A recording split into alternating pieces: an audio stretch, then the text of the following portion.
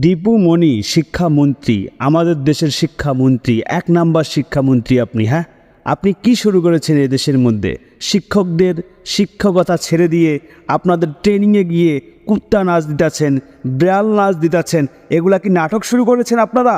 আরে কৃষক, মূর্খ কৃষক, তুমি কি বুঝবা শিক্ষার মান? তুমি কিভাবে বুঝবা শিক্ষার দাম কত বড়? আমরা কিভাবে ট্রেনিং করাবো, কিভাবে ট্রেনিং করাবো না, সেটা আমাদের ব্যাপার। তোমাকে নাক গলা রাখবে না। তুমি তোমার কাজ করো, আমি আমার কাজ করব। আমাকে কৃষক বলতেছ, আমাকে মূর্খ কৃষক বলতেছ? তোমার কত বড় সাহস! এই কৃষক ছাড়া তোমার পেটের মধ্যে দুবেলা দুমুঠো ভাত যাবে না, আর আমাদেরকে তোমরা অবহেলা করো। এই কৃষক বেঁচে আছে জন্যে তোমার মতো দীপুমণি বেঁচে আছে, আবার বড় বড় গল্প করো। লেভেল রে ভাই, লেভেল।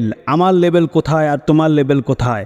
তুমি একজন সামান্য গ্রামের কৃষক, আর আমি হচ্ছি শিক্ষামন্ত্রী দীপুমণি। তুমি আমার সাথে টক্কর দিয়ে কোনো লাভ হবে না, তুমি ভেঙে পড়ে যাবে। অযথা আমার সাথে পেঁচাল পারিও না, তুমি তোমার কাজ করো।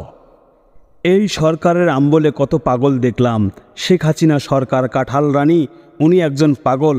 ওনার চেলাবেলা যতগুলো আছে সবগুলো হলো আরেক পাগল। শিক্ষা ব্যবস্থাটাকে যে কি নাজেহাল অবস্থা করে দিয়েছে, মানুষদেরকে কি একটা ভয়ানক পরিস্থিতির মধ্যে ফেলে দিয়েছে। রতনে রতন চেনে, কুত্তায় চেনে গু, সেই হচ্ছে তোমাদের বিএমপি লোকের অবস্থা। তোমরা তো রতন কখনো চিনবা না, তোমরা চিনবা গু। তোমরা গু খাবা, বুঝছো? আমি দীপুমণি দেশটাকে কতদূর এগিয়ে নিয়ে গেছি, শিক্ষাটাকে কতদূর এগিয়ে নিয়ে গেছি, তোমরা তো তা খেয়াল করবে না, বোঝো নাই? ঠিক বলেছেন আপনি। আপনি যে শিক্ষা ব্যবস্থাটাকে কতদূর এগিয়ে নিয়ে গেছেন তা দেখা যাচ্ছে। এখনকার ছেলেমেয়েরা ফ্রি ফায়ার ছাড়া বোঝে না। এখনকার ছেলেমেয়েরা স্কুলের মধ্যে জেনা কাজে লিপ্ত হচ্ছে। আপনারা যে কী শিক্ষা ব্যবস্থাকে বাড়িয়েছেন, আপনারা কি উন্নয়ন করেছেন সেটা দেখা যাচ্ছে। মূর্খ কৃষক, ছেলেমেয়েরা ফ্রি ফায়ার খেলবে সেটা কি আমার দোষ? ছেলেমেয়েরা স্কুলের মধ্যে গিয়ে জেনা কাজে লিপ্ত হবে সেটা কি আমার দোষ? আমি মন্ত্রী হয়ে কি তাদেরকে গার্ড দেব? তাদের কি গার্জিয়ান নাই? আচ্ছা, সব কথা বাদ দিলাম।